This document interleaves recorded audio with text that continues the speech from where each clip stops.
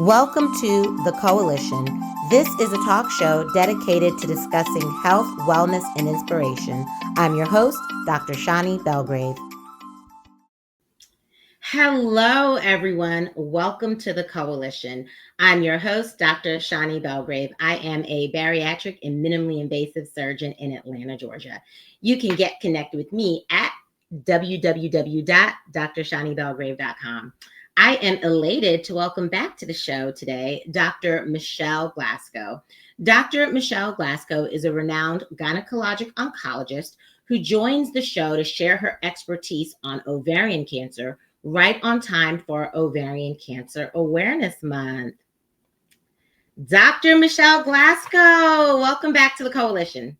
Thank you so much, Dr. Belgrave. I'm so excited to be here to speak with you yet again, third time this time. Yes, the third time's a charm. And of course, shout out to Brown University. I've had the privilege of knowing Dr. Michelle Glasgow. We both did our undergraduate and medical studies at Brown University. So we are experiencing another full circle moment from Providence to Atlanta. So, Dr. Glasgow, can you please get us started by telling us about the magnitude of the problem? How common and how significant is ovarian cancer? So, ovarian cancer is one of the most common gynecologic malignancies in the US. I would say about 22,000 women are diagnosed every year. And it is known to be a very lethal gynecologic cancer in that perhaps about 14,000 women may die each year. I always counsel women when they're first diagnosed, however, that this is a treatable cancer and that we are seeing improved survival because there have been a lot of advances in treatment over the last few years. Okay. And so, what are the signs and symptoms of ovarian cancer? So, first, I'll just say, and I can talk about this a little bit more as we discuss further, is that there are several different types of ovarian cancers. Not all ovarian cancers are the same. Uh, One type differs from another type according to the cells that the pathologist sees under the microscope. The most common type of ovarian cancer falls under the category of the epithelial type of ovarian cancer, and that cancer arises from the cells which are on the surface of the ovary.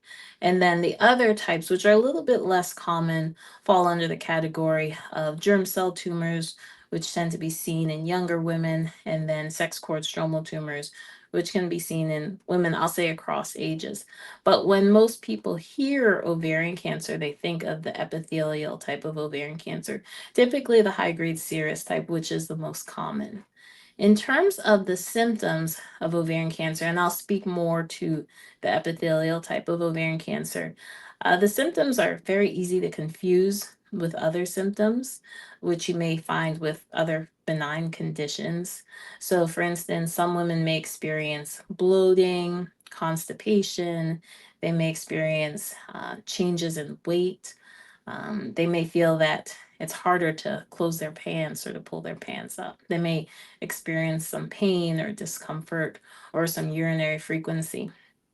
And unfortunately, for many women, because these symptoms can be confused with other conditions that are not cancerous, they may undergo evaluation with many other physicians prior to seeing a GYN oncologist, prior to undergoing imaging that shows a mass on their ovary. So, then how is it diagnosed? So that's a really important question. Um, Ovarian cancer, I will say, has a bad reputation. Um, and again, we're going to refer right now more to the more common epithelial type of ovarian cancer. It has a bad reputation because when it is found, in many cases, it's found at stage 3 or stage 4. The staging refers to where the cancer has spread to. So A stage 1 ovarian cancer is a cancer that's just limited to the ovary. Stage 2 is when it is extending outside the ovary and the pelvis. And then generally, stage 3 involves spread to lymph nodes or the upper abdomen, and stage 4 is more distant disease. And partially because it can take a longer time to diagnose, most women are found to have stage 3 or stage 4 disease at diagnosis. And what that means is they may have a mass on their ovary, but then they may also have smaller tumors in their upper abdomen. There is a finding called carcinomatosis, which is often seen with ovarian cancer, that refers to the spread of multiple small tumors in the upper abdomen. You can have small tumors on the surfaces of the bowel, the intestine, the liver, the spleen, and then with more advanced stages, you can have involvement of fluid with cancer cells around the lung or in the lung itself. So then, most times when it's found, how is it picked up then, on a CT scan or? Yes, yes. I will say that up to perhaps 15 to 20% of cases of ovarian cancer can be found at stage 1. They're not always found at stage 3 or 4, but in the majority of cases, they can be found. And the reason for that, again, is because it can take a while for patients to actually undergo evaluation. Sometimes they'll have symptoms that they don't seek out evaluation for because they think it's normal. So some women think, especially as they get older, it's normal to have some more constipation, or to gain some weight. And women sometimes ignore those symptoms when they may be actual symptoms of ovarian cancer. Or they may see other providers prior to seeing a gynecologist or a GYN oncologist, who will order other types of tests, but not a CT scan. So then, what are the risk factors, and kind of when is it most commonly found, and what age group of women? So it generally is found more in women who are considered perimenopausal or premenopausal women. So I would say women above the age of 50 more, but unfortunately we are seeing more and more cases which are diagnosed in women who are younger, in their 30s, 40s, even 20s in some cases. I will say for the other types of ovarian cancer, the germ cell tumors especially, those are ovarian, that's another type of ovarian cancer, which typically is diagnosed in younger women. When I say younger, maybe like 18, 19 years old, their early 20s. And one thing I didn't add before is, unfortunately, there is no good screening test for ovarian cancer. So there isn't a test like a mammogram or colonoscopy, which you can undergo to find the cancer or find this condition in a precancerous phase before it develops. So it's generally found when women are symptomatic or have some symptom and then undergo imaging, which shows a mass on their ovary, or in the cases of women with stage 3 or more advanced disease, where they'll find a mass on the ovary and other masses in the abdomen and pelvis. So, is there a difference in prognosis? Because you mentioned that the epithelial type is more common, and then that Yeah, one is more prevalent in older women, but that there's a different, the germ cell, that is yeah, more common in younger women. Is there a difference in the prognosis between those two types? yeah, that's a very good question. I will say that I'll speak for the germ cell tumors first. Um, for I'd say all ovarian cancers, really, surgery at some point is central to the treatment. And for germ cell tumors, fertility sparing surgery can be performed safely. And I just mentioned that because a lot of the women with germ cell tumors are younger women in their teens or early 20s who haven't had children.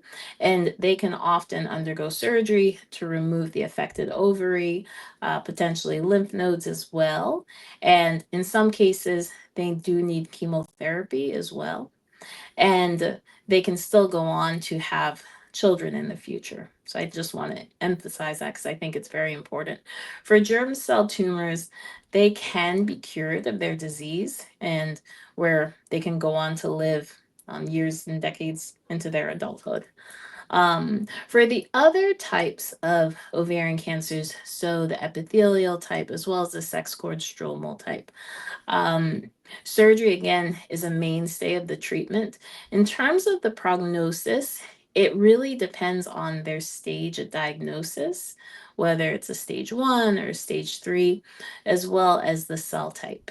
So it's a bit of a complicated answer in terms of the prognosis, but I always tell patients who are newly diagnosed, especially with the more common like epithelial high grade serous type, that it is a treatable cancer, but it really does become a chronic disease.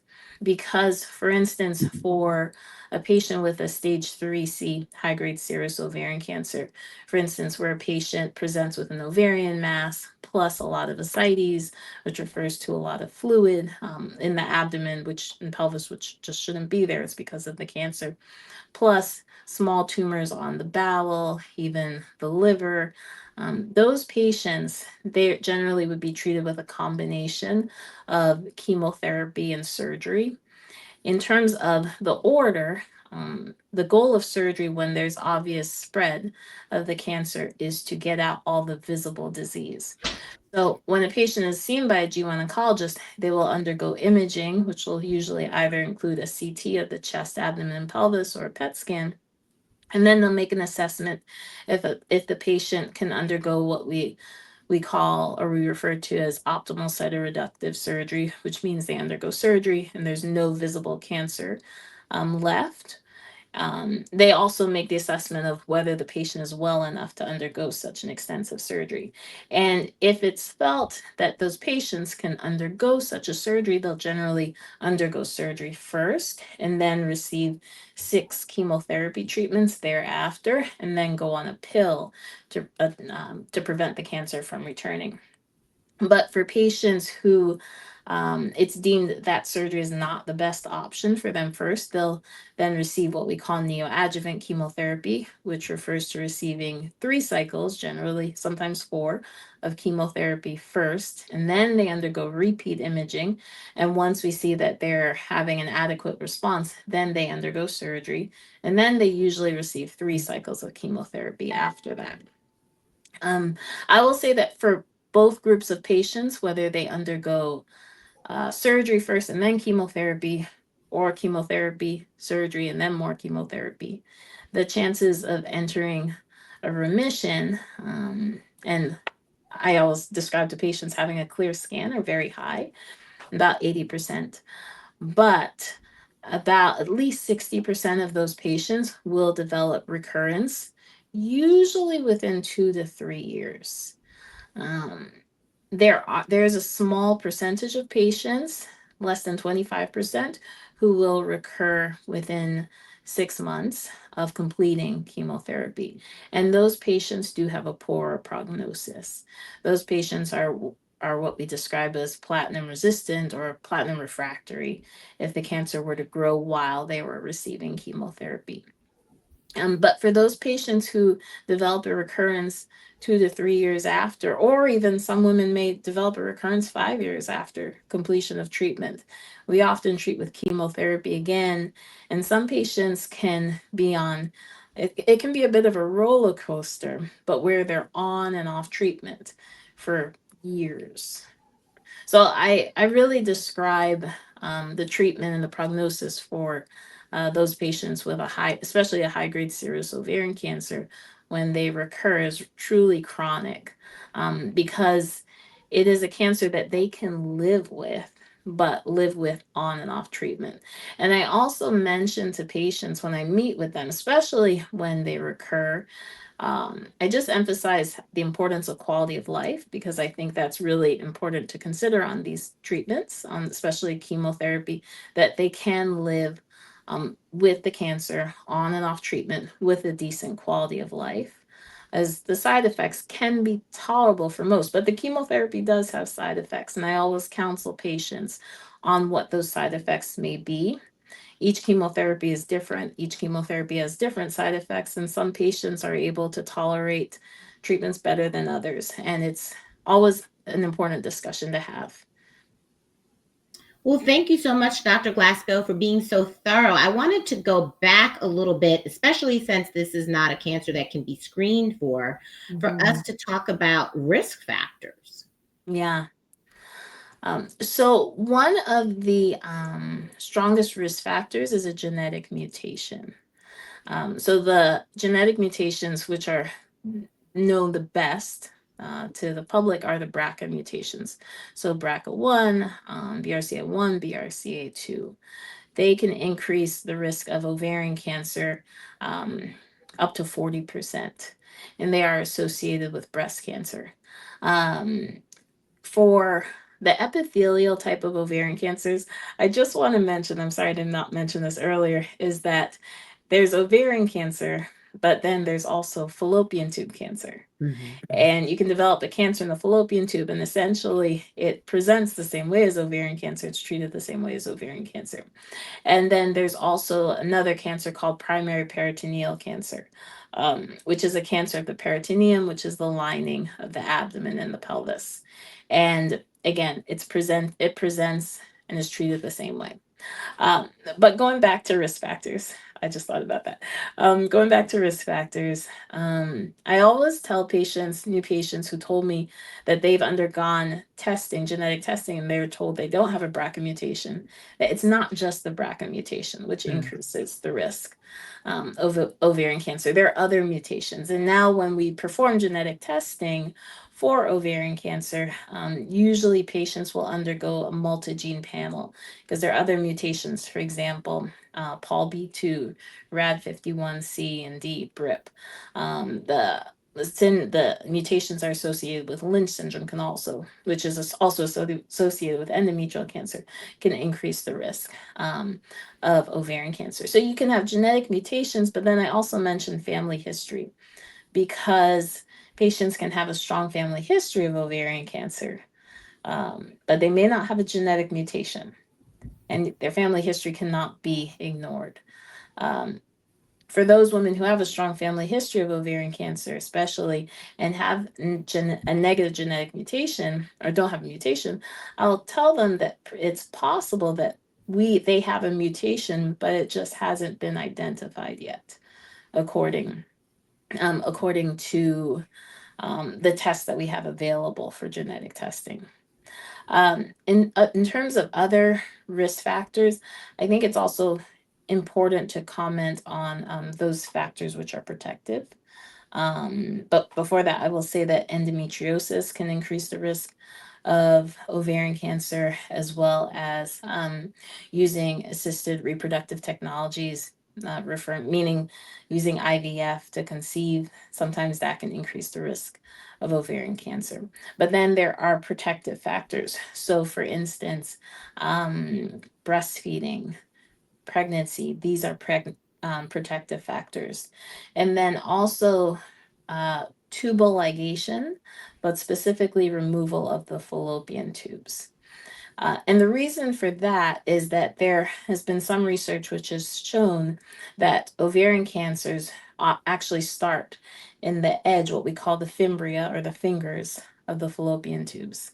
So in the past, for instance, when women expressed that they wanted to tie their tubes to prevent, as a form of contraception and to prevent future pregnancy, their tubes were actually tied, um, or they were burned surgically.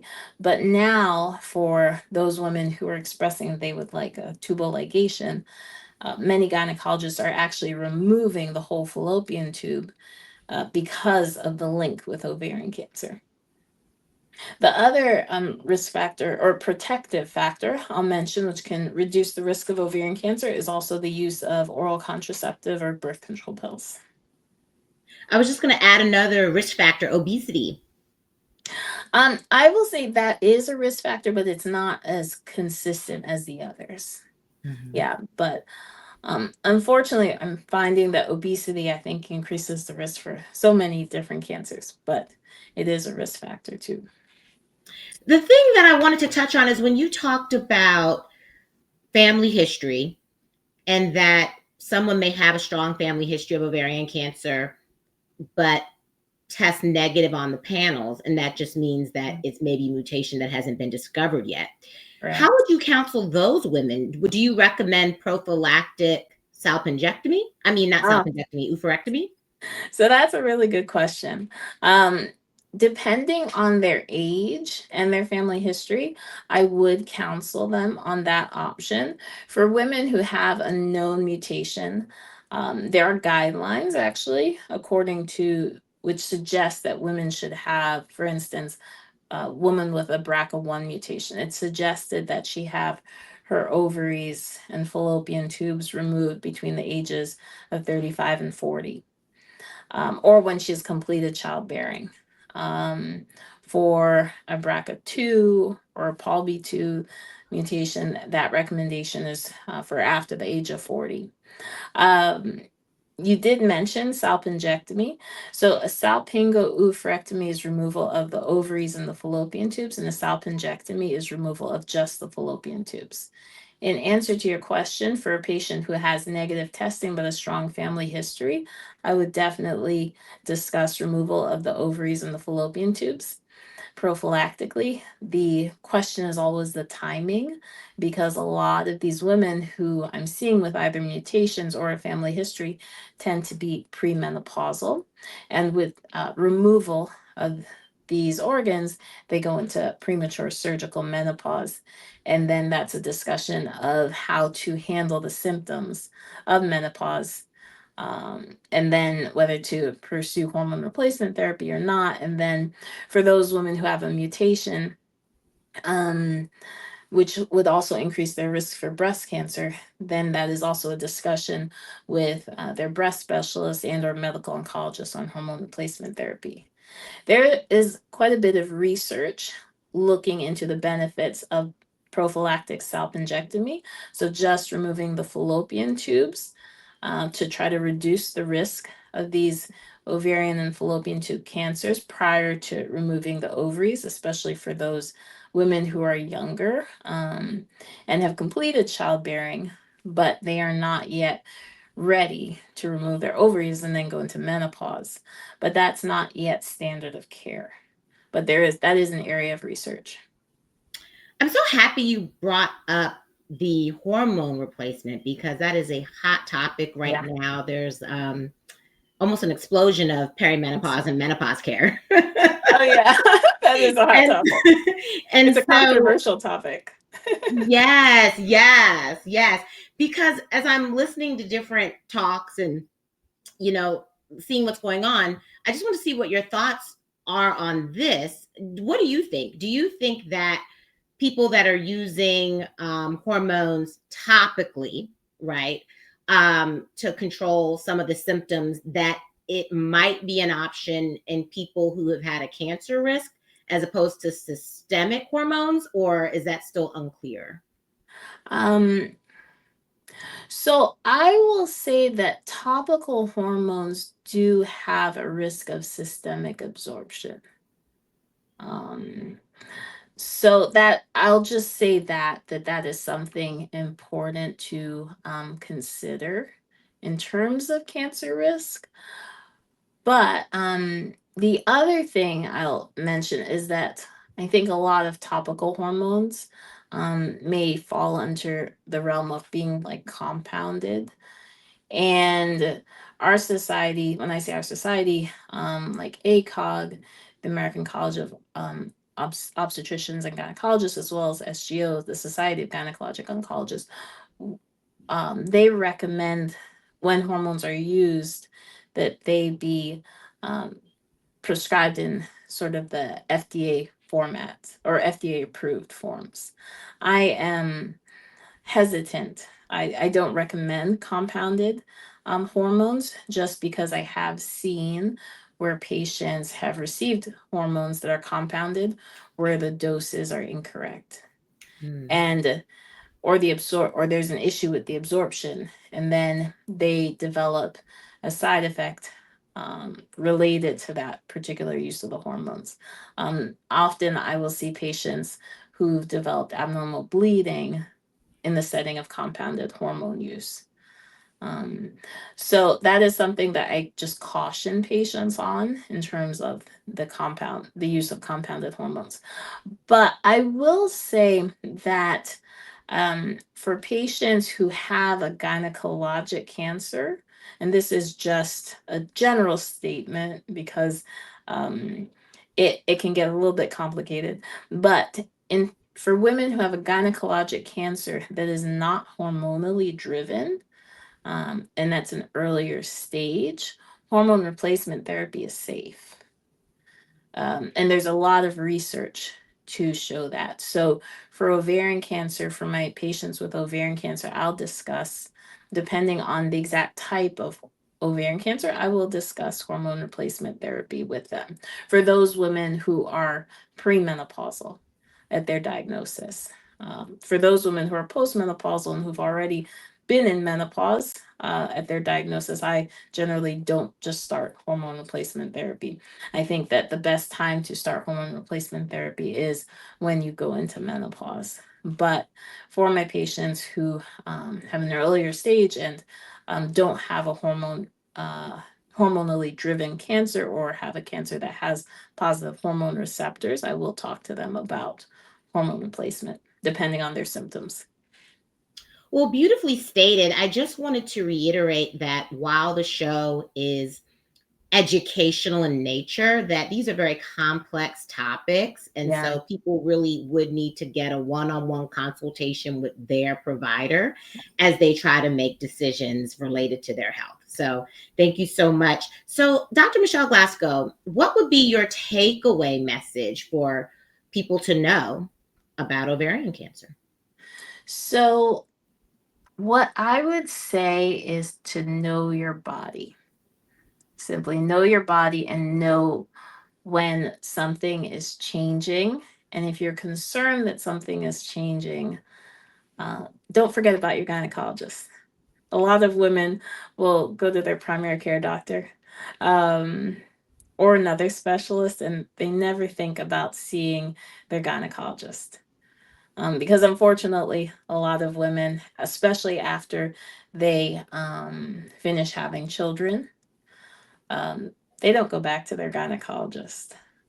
Or if they undergo like a hysterectomy, removing their uterus and cervix, but don't have their ovaries removed, they also don't go back and they forget about their gynecologist. And I just say, just just don't forget about your gynecologist, especially if you have any new symptoms, and specifically the symptoms of like bloating, constipation, new pelvic pressure, changes in how you urinate or how you have bowel movements. Just remember, especially if you do have your ovaries still, or even if you have had your ovaries removed, it's okay. You can still reach out to your gynecologist because they may view you and order tests that your other specialists may not order. One test I just want to mention, which we haven't talked about, though, is the CA-125 level.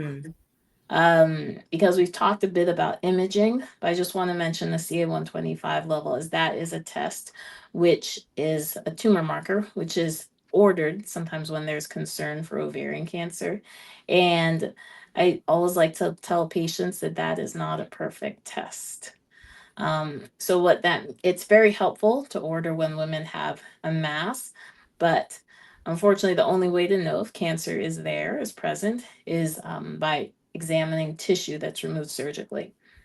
But for younger women who have a CA-125 level drawn, if it could be elevated because of cancer, but it can also be elevated if they're menstruating, if they're having their period, or if they have a UTI, or if they have like an appendicitis or diarrhea, or something like that. And then similarly, women can have up to 15 to 20% of women can have ovarian cancer and have a normal CA-125. So I always counsel women. Sometimes women will go to their primary care doctors and request the CA-125 level be drawn, and they may not know about all the other conditions other than cancer that can cause it. So just another reason to reach out to your gynecologist if you have any new symptoms, or if you want to discuss the role of testing or screening. Well, thanks so much. I thought that takeaway was brilliant because when we first started the conversation and you mentioned the symptoms, it sounded a lot like irritable bowel syndrome Yeah. or, something along those lines. So I can see how someone may not even think that those symptoms would have anything at all to do with their ovaries. So that's a great takeaway. And I also love the fact that you pointed out the CA 125 because it's so important in medicine to understand that if you check something and it doesn't come back positive, it doesn't necessarily mean you do not have a certain condition. So just to make sure that you're seeing someone who knows how to synthesize everything and put it together. So Dr. Michelle Glasgow, you already know you have to come back again. I'd love to. I love talking with you and just talking about the conditions that I treat every day. Absolutely. Absolutely. So, Dr. Michelle Glasgow, what is the best way for people to reach out to you? I think the best way is to call our office. I believe the number is 770-721-9400. One of the things that my office prides ourselves on is you call us and someone picks up right away. So you don't have to listen to the prompts. So just call our office. Wonderful. Well, thank you so much, Dr. Michelle Glasgow. We will see you another time. Thank you. Well, everybody, thank you so much for tuning in to a very impactful episode of The Coalition. I'm your host, Dr. Shani Belgrave. You can stay connected with me, www.drshanibelgrave.com. Very special thank you to Dr. Michelle Glasgow, renowned gynecologic oncologist at Northside Hospital, Cherokee. You can get connected with Dr. Michelle Glasgow by giving her office a call. You guys, make sure that you share this episode with friends and family, your neighbors, to raise awareness for ovarian cancer. I'll see y'all next time.